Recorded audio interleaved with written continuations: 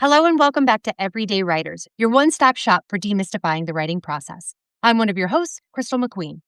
And I'm your other host, Jordan S. Keller. And on today's bonus author interview, we would like to welcome to the show Justin Marlowe. Justin Marlowe holds a Bachelor's of Arts degree from Virginia Tech and has worked as an educator in the public school system for 15 years. His writing ability was cultivated by diverse college courses rooted in sociology, history, media, and classes that focus on race as a concept. Welcome to the show, Justin. Thank you guys so much. It's such a pleasure to be here with you guys talking about everything writing, So, let's dig into it. I can't wait. We'll jump right into the meat of it. So your novel, Perfect Strangers, Echoes of a Black Suburban Youth, received first in the International Impact Book Award Memoir category. And it's a memoir. Yeah. It's a memoir sharing the stories of yours and your best friend's experiences of growing up in, and I'm stealing this from your website, an era still reverberating from the civil rights movement and navigating the complexities of suburban life in the late 80s, early 90s. Can you talk about what your readers, our listeners, can find in this book? Well, you can find an individual navigating, I don't want to rehash what you just read, but you can find an individual navigating circumstances and a certain livelihood that is, I think, sort of neglected in terms of readership, viewership, and also just individuals paying attention to it, because when the phrasing echoes of the Black Suburban Youth, that's because, suburbia put me into places where I was ethnically the minority, but I was economically the majority. As a middle class kid, I was the majority, but ethnically I was usually the outlier. So dealing with that on a regular basis and going through certain different places of the world or mostly of the United States, the culture shocks and the culture shifts that you can gather, they can put someone like myself in precarious sort of situations. So given that, I always thought it was unique and it was worth telling a story of, and I'm very aware that, when it comes to the memoir category, a lot of, especially in the major publishing entry, they say, like, if you're not famous, then it's like, why are we listening to you? Or why are you the one who's the one to tell the story? And I always say, no one lived my life. Yeah. So um, with so many what I would call watershed moments that occurred on, like a 10 to 15-year period that I have put in my head or kept in my head for so long, wanting to get them out and then getting them out in Perfect Strangers. That's why I am the person to write it. That's why it doesn't matter if I'm famous. That's why it might matter if I'm famous one day. I don't know. I don't know. I'm just, throwing these things out there, but who knows? But yeah, to answer your question, that's what how my response in a nutshell. See, Very but powerful. for me, I don't need the person I'm reading the memoir to be about to be famous. I just need their story to not only inform of something that I'm not familiar with, but just to resonate as, a real lived human experience. And there's I Right. can't tell you a single memoir that I've read that's actually by a famous person. It's usually just somebody's lived Yeah. experience that Mhm. I had no way of experiencing without reading it through somebody else's eyes. So kudos to you. That's an Well, amazing. one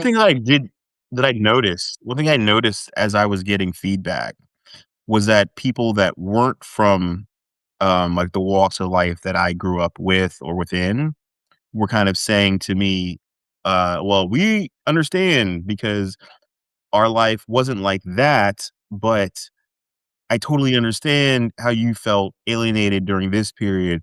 Or maybe there's one part where I talk about how when I was a kid, how I kind of identified with the evil characters in stories.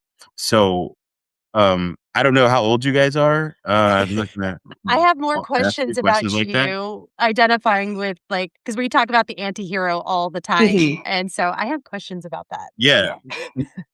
My upcoming book is the protagonist is the Ooh. anti-hero, but Yep. let me go back though a little bit.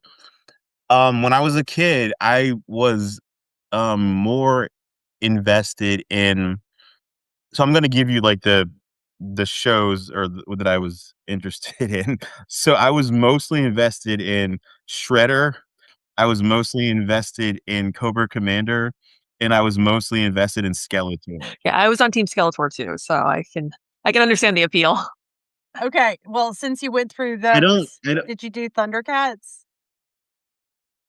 Like, did you Mumra, watch I'm sorry, I should have mentioned that as well. Okay, I was I just should have mentioned curious. Memoir. No, no, no, I forgot about that. I should also mention Darth Vader. Uh, there's another guy from Silverhawks, I forget his name, Mombra or something like that. Maybe that was like a 1 season Yeah, I'm not long familiar with thing. It wasn't Silverhawks. Yeah. you're missing I'm out looking them there. up right now. So you mentioned But, your next book, but it sounds like it's a fiction novel instead of well, yeah, nonfiction. speculative fiction. Okay, yeah. Yeah, So speculative speculative fiction. fiction is my jam. So can you talk a little bit about what that is? And I know you're in the querying process. So can you talk about your next book, but then also about how that's been going for you? Well, the next book centers around, it's speculative fiction. It centers around, it takes place in 1793 in Sierra Leone, West Africa, and there is, a generations old prophecy which is intended to bless the eldest child, who is fatherless. So it ends up blessing one individual, but in the process of doing that, um, that guy and his mates get taken on a slave ship intended to go to the United States, and, the prophecy ends up blessing 20 of his brethren in the process, and then they are able to, sail that slave ship. Well, they lead a coup on Mhm. the ship, then are able to get the ship back to Sierra Leone, and then the rest of the novel centers around their dealings with jealousy and, colonization, lack of colonization, how do we internalize our gifts, um, there's romance involved, yeah, so that's the general premise Mhm. of it, and the lead is an anti-hero. He sounds like a hero. I mean, he frees everybody. He sounds like he's getting them all back home. Well, this is where the anti-hero has to have heroic Right. quality, True. Skeletor isn't totally bad, you know well, c I mean, he's He's not. not. No, you're Cobra right. Command Co Cobra Commander is actually, I think, all the way bad, but most anti-heroes or even villains have some sort of virtue that lets them become relatable, Mhm. it's part of the story arc that makes Yeah. their character, someone who isn't just like a jerk, Yeah. you know what I'm saying? Yeah. So, is it the virtues that attracted you to these, villains from the TV shows that you were talking about, like Shredder and Skeletor and No, not at No. all. Okay. Sorry, I didn't It mean to was backtrack, the but no, it was the fits, and it was like, Shredder's fit is iconic. just yes. It's also so stupid because this guy has, like, a steel or at least, like, an iron helmet on that would be hard to maneuver. Especially with his ears. Yes, yes, you have spikes on your shins and on your forearms and your shoulders. I don't care how good of a fighter you are, that's not fair because No. if you block somebody's blows, they get maimed in the process. He's just covering all of his bases, you know? S Um, yeah, I mean, obviously, when it comes to Anakin/Darth Vader, he's got that virtuous side of him from his early days. Mhm, Yeah. Um, so it's not just because they're, like, evil. It's because I liked the darkness of the characters, personally. mhm. So Mumra, that's a little different. I don't know much about Mumra. He I was wasn't as bad big of all a the way. I mean, I was a huge Thundercats was fan. he? He Yeah, was he just was a bad nuisance. all the way. But I do agree with you on the Darth Vader thing, especially, like, when you get all the backstory with Anakin. I'm like, he was forced, he was tricked, Yeah. Poor 18-year-old kid, he's gotta make this massive decision, and then you gotta, like, just, drill down, like, "That's the decision I made, this is who I am." But you're querying that novel, which sounds fascinating, Yeah. by the Yeah, way, you're like, right. really, really cool concept. So tell us a little bit about how the querying process is going for you. Just like having some success. What are you thinking? It's been short. Um, I just started this querying process at the end of March. Mm, So, and I've already garnered interest. I've gotten rejections though. I've gotten not for us. I've gotten not right for my list. Yep. Um, I've gotten loved the synopsis, but the pages didn't connect as much as I thought they would. Mm. Um, and I've gotten love it. Give me the full. That's gotta be the best feeling. Yeah. Well, Talk and about the that. negatives aren't bad things either. Mhm. Not bad because you've got this is artistic shit. So you have to understand that like when something is in the come up, it's not fully it's formed, like it's formed in your mind. It's formed as far as like the script is like close to being formed, but it doesn't have a cover, it doesn't have like the back art, it doesn't have like a marketing plan Mhm. associated with it. It doesn't have these things that can get people on board who wouldn't really maybe care about it had they not seen these other pieces. Yeah. Yeah. So and also there's things that I mean, as a human being, I don't like certain things that are super bankable. I don't like everything. Yeah. So we all have our personal tastes, and I'm not offended if somebody says not for me or he didn't connect. If it's something that's like the writing, that might hit me a little bit more close to home. Mm-hmm. But even then, it's like it's still subjective. Like if I read it and I like it, then that's okay if they say that. If I don't like it, and if I'm like, "Yep, get it." Good. And that's happened before where I've been like, "You know what? I had this section in, the speculative fiction novel where it was about 2.5 paragraphs of a little bit of backstory on what, uh, the living situations would have been like in 1793 in Sierra Leone." And after I read it and I kept thinking, I don't think this really makes sense because the reader doesn't need to know. I kinda, like, want them to know, Oh, yeah. Mm-hmm. but Mm-hmm. I don't think because it doesn't really fit in the story arc. Yeah. It's more like, I'm just giving you this, and, so I cut it. I cut it, and it reads more It's so good. smooth. Yeah, I mean, I made that decision to cut it because I thought it was better if it wasn't there. Yep. Because if you're asking questions about those things, you're probably not invested in the story. That's how I personally internalized it. So I could be incorrect. But then again, throughout the entire story, I can feel those little gaps in throughout Mhm. Mm-hmm. where that I don't need 2 or 3 paragraphs in chapters 1 and 2 to kind of like seem like I'm forcing it to you. Yeah. Yeah. Yeah. No, all the backstory for sure. Especially So, like the oh, go ahead, sorry. Crystal, sorry. No, you go. Oh, I was say, someone somewhere said something like, your setting shouldn't just be dropped down. It should we as a reader should experience through the character. And so like Right. what portions of it are important to them versus all the research you've done to it. And I had to cut a bunch of research I did on a haunted cannery for a project and like it hurts so bad, but you're absolutely right. It makes it so much better if you can streamline it and sprinkle in those Yeah. details. On another note, I'm also halfway through a historical fiction novel. Oh. Oh. Yeah, called Unspoken Rules. That's set in 1900 Talladega, Alabama, and it centers around a young girl named Belle, and it's her life growing up at the turn of the 20th century and the trials and tribulations that she Hmm. in endeared or Mhm. whatever that what I'm saying the wrong Endured. term. In yeah, sorry. Like No, we all know. No, we know. yeah. Yeah, but it's her life dealing with what would be what the quintessential I think is like the young girl has like an overbearing dad and like a demure mother, but she's got the opposite. Her mother is like the alpha, and her Mhm. father is the beta character. And kind of like how she internalizes that.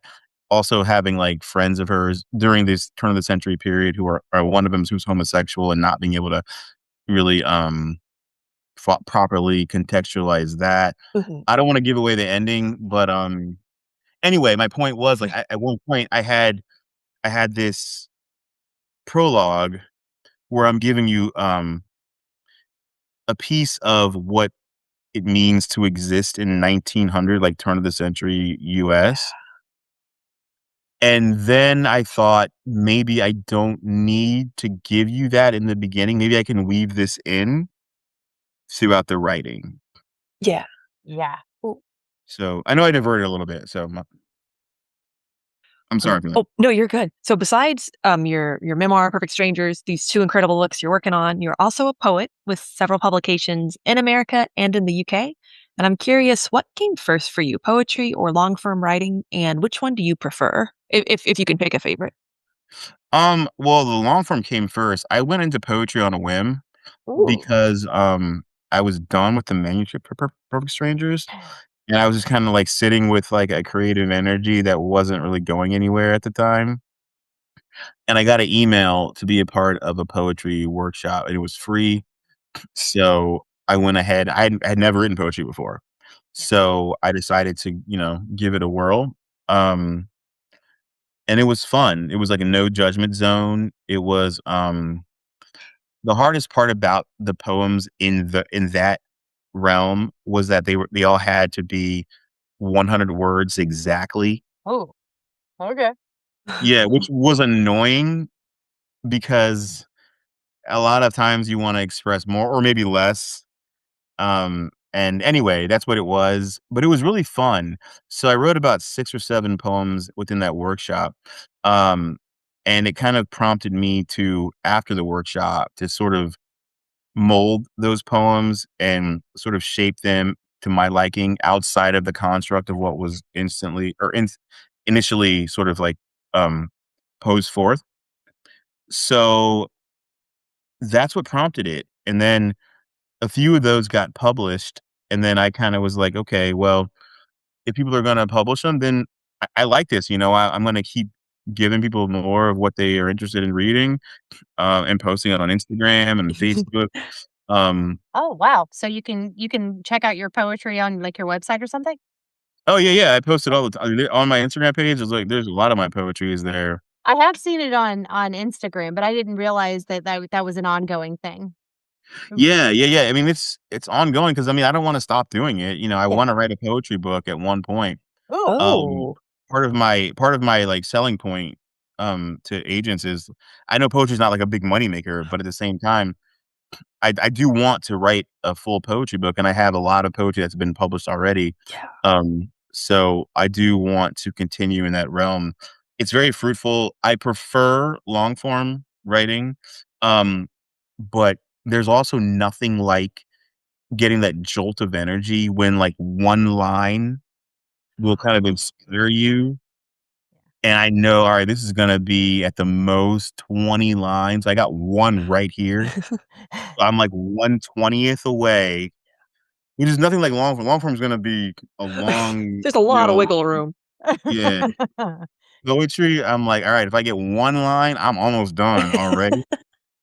So Um I wrote a poem that it did get published in an anthology, and it was exactly like what you're talking about. I went to a workshop. I'd never written poetry before, but it was one line in my head, and I wrote the entire poem around a chia is not a pet, and like the That's entire good. poem like just came off of that. And so like I know exactly like I'm completely relating to everything you're saying. Like, I'm not a poet, I prefer the long-term stuff, like, the long-form stuff, but I did appreciate that, like, you get this one line and you're like, "I can write a whole piece around this." You know what I always say? Never say you're not a poet You set a Well, because blow. I can't now, so everybody 'cause if you can write anything, you can be a poet. Which isn't to diminish poetry Mm-mm. No, no. because I for a little bit, I didn't really take poetry seriously, but when I got published, I was like, "Well, you gotta take it seriously now." Right, because you're a poet, an official poet. Yeah, well, you have to market yourself. That's part of your marketing MO is now poet. You Yeah. can't you can't, like, not take it seriously when it's part of your, like, package, you Mhm. know? You do a signing and one kid comes with, like, printed out, publications of your poetry, and you're like, "Oh, did I write those?" Yeah, I It's all mean, far to you now. and there are times I'd be like, "I don't even remember writing that." Like, Yeah. This is great. yeah. No, So but I'm sorry. I love writing poetry. I'm sorry. Yeah, go ahead. no, no, no. Well, just because we're talking about this, like one of the things that we really want to get into whenever we're on, when we're interviewing authors, is the writing process. And so you're Mhm. talking about your poetry, but can you talk about your long form a little bit more and go from how you go from idea to that finished project? Because I can't imagine it's a line and like a whole book goes around that, but maybe it is. Well, it depends on what you're talking about because, writing a memoir was very linear for me. I had everything in my head. Um, I knew what I needed to accomplish. I didn't get through one this is one thing that I guess I struggled with a memoir, or I guess maybe in the aftermath of it, is that I wish I had included a few things that I didn't include, Oh, which I just forgot about. Mm. It was like, your life is what it is, and, sequel. The well, hidden chapters. the thing is I left it off on a certain point on purpose, so Oh, okay. there's intent for a sequel, Yeah. but I Oh, mean yeah, so I left it off when I was 17. Um, I thought I had enough for, a memoir at the time, and I was like, "You know what? If anybody likes this, then they might like to hear, like, 17 to 26 or something like Mhm. that." mhm. Which was a good plan because now it gives me, like, more leeway to, pitch other ideas. Yeah. Yeah. But, what I'm referring to things that I forgot about, which I should have written about in the first memoir, Okay. So on the there extended edition. yeah, I guess. I wouldn't go back and, like, redo that, but, if anybody wanted, like, to ask pertinent questions that, like, "Why didn't you include?" or, like, what did you mean to include?" I would answer them, but, Mhm. yeah, there are at least, like, 2 or 3 things that I wish I had mentioned in the memoir that I didn't. They just slipped my mind. Yeah, no, I mean, because, like, if I remember right, the memoir is from when you're, like, 10-ish up to 17, so that's a ton No, of no, more not that more like young? 4-ish. Oh, Wow. Wow. yeah, so that's a ton of stuff you're covering, so no wonder a couple things just Slip stayed through the behind. cracks. Yeah, but I feel bad because I talk a lot about how much pop culture influenced me, Mhm. that, like, late '80s, '90s culture, how it was a huge impact on me, and one of the things I neglected to mention sits right in that pocket, and I just forgot. Oh. Okay. Do you wanna give our listeners a teaser of what it was? Either yeah, well, Yeah. sure. It was so I moved from, DeRidder, Louisiana, which is like a military well, DeRidder is not a military town. My dad worked on a military base called Fort Polk in Mhm. Okay. Louisiana. Mhm. Anyway, we moved from there to Northern Virginia, and, I had been exposed to hip hop, R&B, pop, um, subgenres of all of those different genres, but never really country. And then when I moved to Virginia, I had a friend who was, like, super inundated with country music, and, I remember because when you're a kid, you're like a sponge, you don't really have the biases that you might have as an adult. So, with no bias, I was like, "Yo, this shit's kinda cool." I remember there was, like, Shania Twain and Garth Brooks, and I was like I mean, Dwight Yoakam, Alan Jackson, Reba McEntire, I mean, it was like I was down, it was cool. Um, and it was different being a black child who was exposed to country and didn't care that they were exposed to country because I didn't have any barriers really. Mhm. But I didn't mention that in the book. I just got a notice from my, producing agent that we're hitting our time clock. Oh, Justin, man. will you tell our listeners where they might be able to find more about you and your writing and the best way to get more updates and news about you and all that you're doing? Everything's on Instagram right now. So you follow me at J Marlowe Writes. It's JMarlowWrites. That's where you get most of all my updates like daily. if not weekly, on poetry, book developments, not so much querying developments. I hold those kind of like until they like really manifest. But yeah, that's where you will find most of everything that is going on with me in my writing career. Wonderful. And for you at home, if you love what you hear on Everyday Writers, don't forget to click that subscribe button down below and give Crystal and I and Justin a follow on Instagram and pick up his novel, Perfect Strangers, Echoes of a Black Suburban Youth. Justin, thank you so much for being on the show. And for everyone, don't forget, every day is a good day to write. See you next time. Bye.